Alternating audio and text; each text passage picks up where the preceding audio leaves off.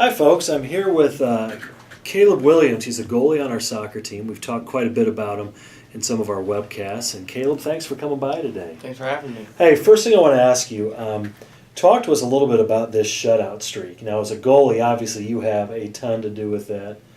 But talk about the other players on our team that are kind of really stepping up defensively to enable us to do, is it 5 straight shutouts? It's 5, yeah. Talk to us about that a little bit. Well, I have to give credit definitely to Matt Patton and Aaron Berkey. They're my 2 center backs, and without them, it would not be definitely 5 shutouts. Definitely not. They're definitely great defense, and during the game, it's definitely difficult to stay focused sometimes. Yeah. Every once in a while, you don't get as much action compared to the other games that you get. Sure. And it gets difficult after a while. Okay, so it's a total team effort that we're definitely. doing here. Definitely. It's definitely the defensive part. Caleb, one of the things I've noticed is I have not attended a lot of soccer games until this year.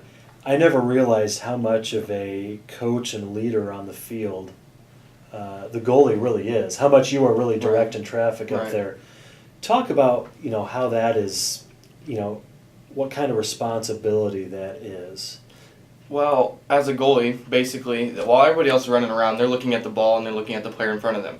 And as a goalie, I get to see the whole entire field with everybody, and I get to see everything. So with me being able to see everything, I get to see who's coming up behind them and who's going to challenge. So by that point, I get to scream and I get to yell at them and say, so it gets hard. I mean, they're way out there, but I got to make sure I'm loud and so they know someone's coming behind them or whatever. Yeah, I mean, like I said, I was really surprised at how much really verbal communication there is in a game like that.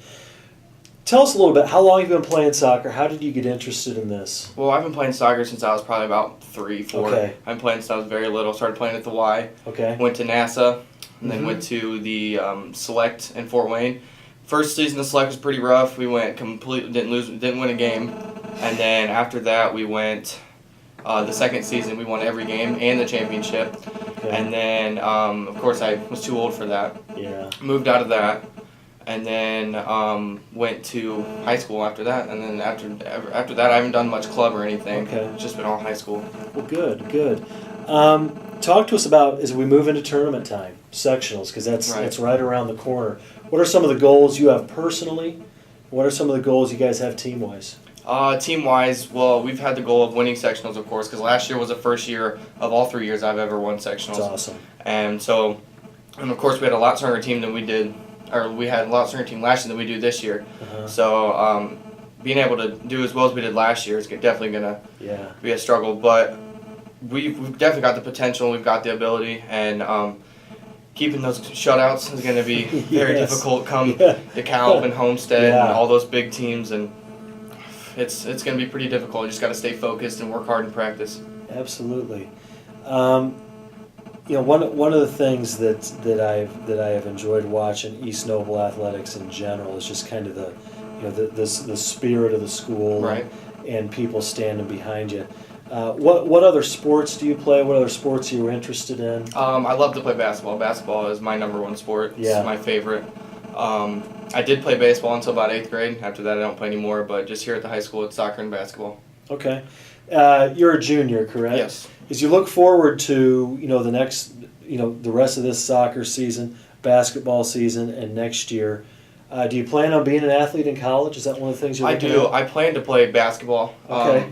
I've heard a lot from people that I have the potential to play soccer in college, but I just really haven't done much outside of the season-wise. So, I mean, I've done a lot of travel for basketball, not so much for soccer. So, I mean, I guess whatever the best option is, I'd love to go for basketball, but really whatever the best option is. Absolutely. Well, Caleb, I really appreciate you stopping by. Folks, if you get a chance, come out and watch our soccer team. As Caleb and I talked about, 5 consecutive shutouts. Our defense is playing great. He's got great teammates. And come check this kid out in goal. And then as we move into the winter for basketball also. Okay, thank you very much. Hi, folks. Rief Gilg again for our weekly checkup on our night activities. Going to start right away with last Friday night. Our boys lost football game at Carroll High School, 24-20. Tough loss. Kids played very, very well. Couple special teams mishaps, but they are back in action this Friday for our homecoming game against Norwell. On Saturday, we had girls golf at Noble Hawk. and it was sectional time, and our girls came out with a sectional victory. Very, very excited about that. They've now won conference, and they have won sectional. Some scores for that: Katie Sharp shot a 65, which is absolutely incredible. That's believed to be a women's course record out there, so congratulations to her. Ellen Clark had an 86, Logan Hanshoe an 87, Cooper Hanshoe shot a 94, and Becca Allwine shot a 96. It was our girls' low score for 18 holes for the season. They're peaking at the right time. They're in action this week at Regional, which will be at Cobblestone this upcoming Saturday. Also on Saturday, boys soccer won 4-0 over Belmont. It was our fourth straight shutout. We're going to talk to Kaleb Williams a little bit later today about how our boys soccer team is playing. Our band was in action on Saturday too at the DeKalb Invitational. They got third out of 6 bands. They scored a 60.35, and our band season is really starting to heat up as some of these other seasons start to die down a little bit. So good luck and continued success for them. Also on Saturday, JV girls were in action here. Against Southside, our JV girls tied Southside. Taylor Mossberger, our goalie for the JV girls, had 3 saves in that game. Varsity, we lost to Southside 3-1. Melissa Huff had our goal.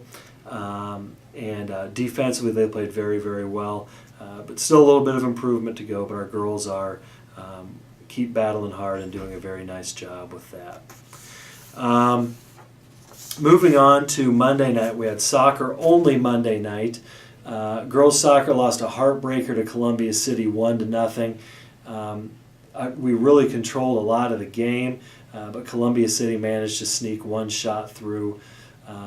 Defensively, we played very, very well. Again, a tough loss for us, tough conference loss, and they lost to Columbia City 1-0. In men's soccer, our boys beat Columbia City 2-0. Kaleb Williams had his 5th shutout in a row, and again, we're going to talk to him briefly here. First goal was scored by Tyler Householder. He had an assist from Michael Sanchez. And for the second goal, Abdullah Ahmed dribbled his way up, took the shot and scored, so he scored without an assist there. When you get a chance, go and watch these kids play. They're peaking at the right time, doing an excellent job, and we are very excited about that. For last night,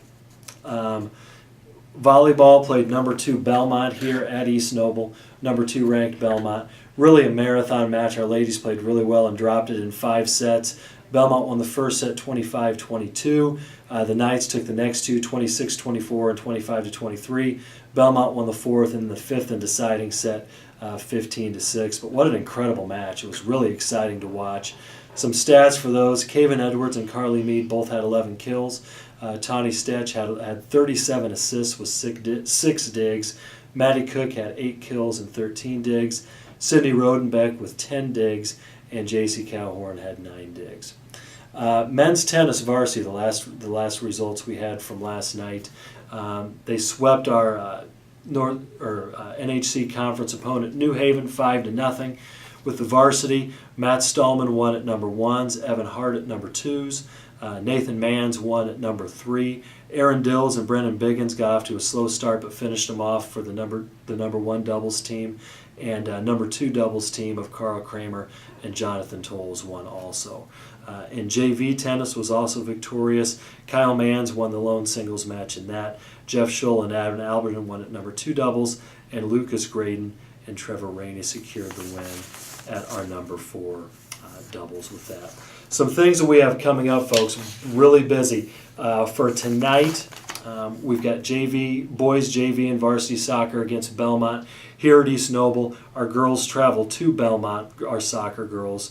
Thursday night, tomorrow night, men's tennis is playing DeKalb here. We've got varsity and JV girls soccer versus Goshen here. Freshman football is on the road at Carroll. We also have all 3 levels of volleyball that will be here at East Noble tomorrow night. Friday night, we've got homecoming here. A lot of activities going on with that. Our boys play Norwell at 7 o'clock for that. And on Saturday, we've got cross country going to the New Haven Invite. That's at 9. Men's tennis is at our own East Noble Invite. That starts at 9 a.m. Our band invitational, East Noble Band Invitational, is here too at 10 a.m. Girls Golf Regional, like I said before, is at Cobblestone. That begins at 10. and we have a volleyball invitational at South Bend Clay that starts at 10. Folks, if you get a chance, come watch our kids play. Have a good week, and we'll see you here next week.